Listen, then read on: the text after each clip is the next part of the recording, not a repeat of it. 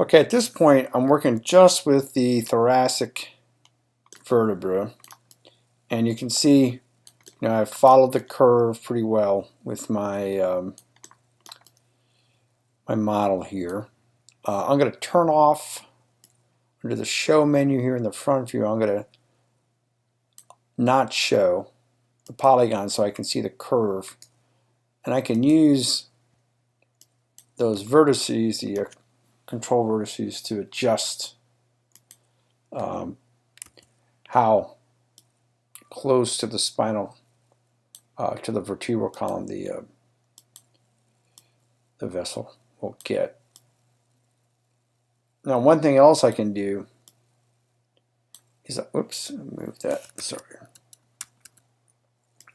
I wanted to move it up, but not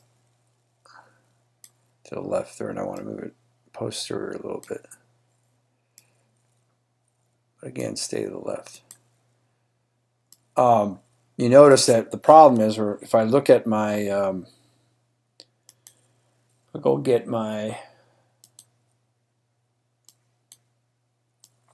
chart here that I put in your My courses talking about vertebral levels.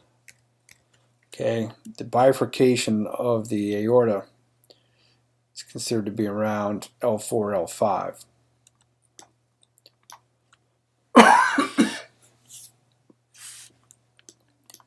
So, I need 5 lumbar vertebrae. Now, you're not required to put lumbar vertebrae in your illustration. You've got, let's say your last T12 vertebra, you could just duplicate that 5 times and position it relatively close just to give you an idea. You can, I have a lumbar set I built, and I made them a different color to help me keep straight. So what I want to show you is I can take the endpoint of this curve and just pull it down and anterior. I'm not going to get great results for the position relative to the spine, but at least I'm getting to that endpoint I need to be. Now I can right mouse. If you remember, want to add a point to a curve, you right mouse on the curve, say curve point, and then the curve point, when you click with the left mouse button, is a red dot that you can position. So looking at my 2 windows simultaneously, I can say, okay, I really need to pull this out right about there. So now there's my curve point. I go up under curves, say insert knot. Now when I go to control vertex, you notice the curve point's a little different than where I thought I was putting it. It didn't go exactly where I want it, but I can still move it. And now I can move these points around a little bit, and perhaps get closer to what I want. If it's still too stiff, or if I need more curve, again, I can right mouse curve point. That gives me a point. I can move that point. Say curve, insert knot. When I go back to the control vertex, I'll have a new knot, if you will, a new control vertex right about there, so I can move that. Maybe now I can actually move the one we just put in just a little bit as well.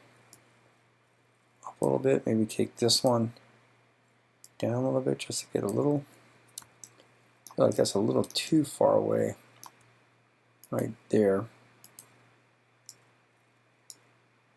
That's why I keep this polygon turned off here, so I can get to the points. Now it may be that my lumbar curve isn't truly accurate. It looks like that's awfully big compared to the other ones, but so I'm going to just live with that for now. Let you spend some time working on your own to get that curve the way it should be. The next thing I want to show you, though, is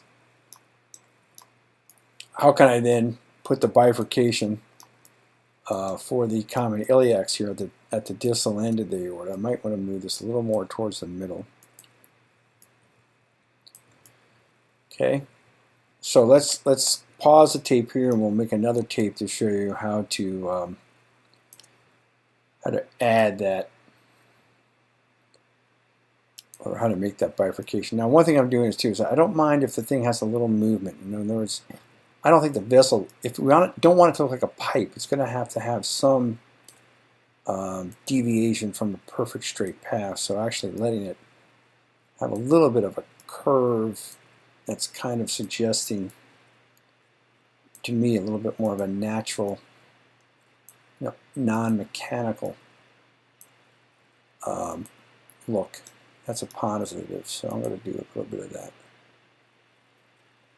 Okay. All right, so let's pause this tape and then we'll go to another tape.